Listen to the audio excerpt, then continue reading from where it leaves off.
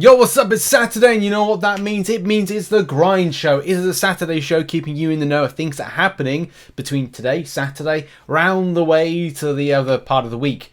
A reach around to the end part of the week of what's happening in Marvel Contest of Champions. And the show would not be possible without the amazing work of Dan at Frontline MCOC, who puts together the MCOC calendar. You can check out Dan at Frontline MCOC, keep up to date with everything information-wise, champions that are going into crystals, guides on side quests, you name it, it's there at frontline.home.blog, frontlinemc.home.blog. Links are always in the description down below each and every week. And also you can catch Dan on Twitter as well. Now we begin the show on a Saturday, today.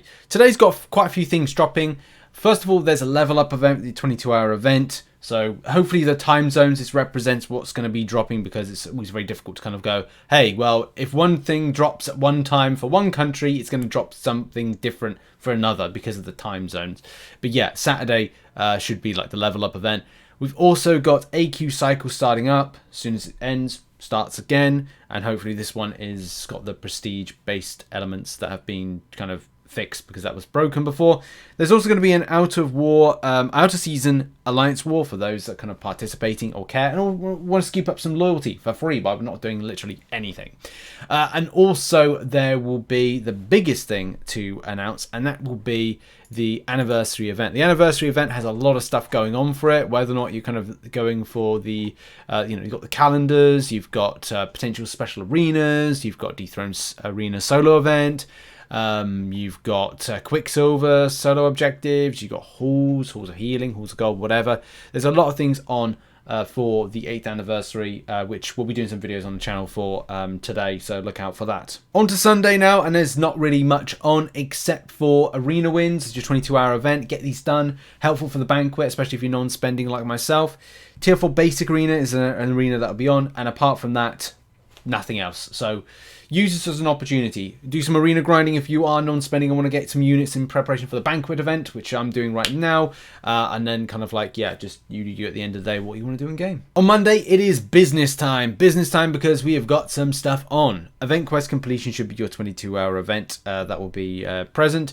There's also going to be a Black ISO Market, standard reset. It's going to be nothing when it comes to the featured, so look out for that. You know, if you might have to wait another week, I think, for the featured reset.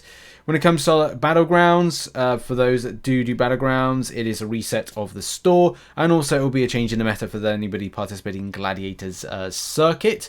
There's also an Alliance Wars out of season, again with the buff to loyalty and some of the rewards. It kind of makes more sense to be more active in it. There will be a round 2 of the Hulkling and Emma Frost arena. We'll be doing we're back to normal this week with my coverage on arena results and predictions. So we will be doing a results for this in the MCN, so that's something very important to mention. And the final thing, and one of the more important things, is incursions. Now, I'm sure a lot of people are interested in incursions. I love doing incursions, but I do it for a limited time because, you know, we've got other stuff on. But yeah, it's going to be a milestone rewards reset, but also a top zone bonus reset. So for those that want to get those incursion artifacts, those lovely 6-star, 5-star shards wherever you're at in the game, this is your opportunity to get busy with getting back to it. So yeah, get involved with that one it's reset on Monday. On to Tuesday now, the British Day of Chewing. So there is something to mention, which is that it will be 1 week until the banquet event drops. So the banquet event drops on the 20th. So use it as an opportunity to go and grind arena in preparation. My plan is hopefully to get 9,000 units by next week. But I will be going to open up some banquet crystals in any case when they kind of go live. But you got to wait for the event. There's also some other stuff going on in that we should have a 22-hour event. Hero use should be on. Get 25 units. Very, very nice. And also there is potentially Gallon going into the basic pool. Now, I'm not 100% on this one, but it's the information that I've seen that Gallon should be going into the basic pool, so look out for that. As I said, with anything when it comes to this, if I'm unsure about it and you're unsure about it, go to your shard crystal section right here and look at the drop rates and top prizes. It will normally give you an idea of what champions are within it. Some will even say new to that particular crystal. And that's just a top tip there for that if you're unsure about whether or not a champion's gone into the basic pool. On to Wednesday, a bit of business always comes our way on a Wednesday, especially because the first thing is we will be receiving side quest number 2, which will be Scraptacular Week 2, which will allow you to get more scrap for those that are getting very scrappy, like Scrappy Doo from And No One Be Liking Scrappy Doo. The other stuff that's on is there will be a level up event for those interested. Level up those champions, of course, you want to do that one. And also there will be a Catalyst Arena for those that are interested in the Catalyst Arena. I'm sure there's some people that are interested in the Catalyst Arena. We've also got ourselves the ending of the Tooth and Claw Crystal Shards. One thing I do recommend is when a crystal is kind of like into here is to just purchase just straight up purchase like one like that, just so that you just have it there. The reason being, if it for whatever reason you forget on your shards and forget to purchase, it will still retain that purchase, so that it will mean that like if the crystal is gone based on the timer going, then you'll have the opportunity to still have it there and not lose out on the shards. Okay, and the final thing is that we are going to see an end to Eternity of Pain. This is Eternity of Pain 4, and will mean that you'll get some nice rewards for those that participated Thronebreaker and upwards. I'm very much looking forward to picking up a nice volume of Tier 6 Basics, Tier 3 Alpha, and as well getting a spicy little 6-star crystal for my trouble, which I'm going to be opening up, as well as a few others, on Christmas Day in a very special festive video, so that should be a lot of fun. Now on to Thursday. Thursday does have an out of season alliance war for those that want to participate. As I said, with the buff to things like loyalty, it does mean if you even lose, then you get some good enough stuff from it, but you may want to kind of look towards a win, especially out of season, with like very little minimum effort for nothing, especially because we have a longer out of season time. It could be more beneficial for alliances to operate in that. So what else is on? Well, not a huge amount. The only other things, apart from the Arena Wins 22-hour event, is that you will see a Korg and potentially Mantis Arena. Now, I'm not 100% on this one, but if you look at the factors of what's been released recently when it comes to early access bundles, which I believe at the point of recording this video, they are indeed out, then it could kind of pinpoint that this champion will be next week when it goes into the arenas. That's just an assumption there. And I'm hoping that Kabam bring back the year-specific arenas.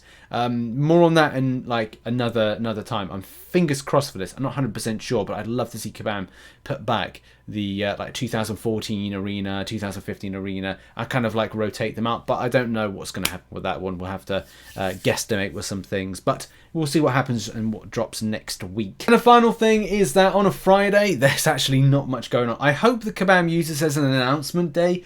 We still haven't heard anything back about the Summoner's Choice, which I thought was going to be something that would be end of November, but it could be something in December. And whether or not that's going to be something that will drop, or has dropped at the point of me recording this video, I don't know. I can't predict the future, otherwise I would know. But we could see some kind of like announcement on this particular day. We could see something of like, a breakdown of information of the banquet event. I'm not 100% sure with it, but yeah, the only other thing that's happening on Friday is event quest completion.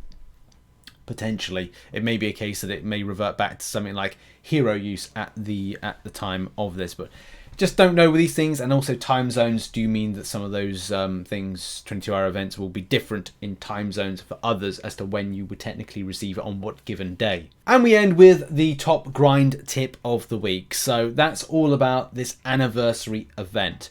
It's really important to use this time to decide what you want to do. In this week, there will be several things. There will be the Arena solo event. And I know there's people out there that don't like Arena, but at the same time, what you get back as a result is pretty darn nice. And it is worth kind of like putting in a bit of effort for these particular arenas, just for what you can get out of them. And that's just, I would say, the only kind of thing that you can draw as a positive.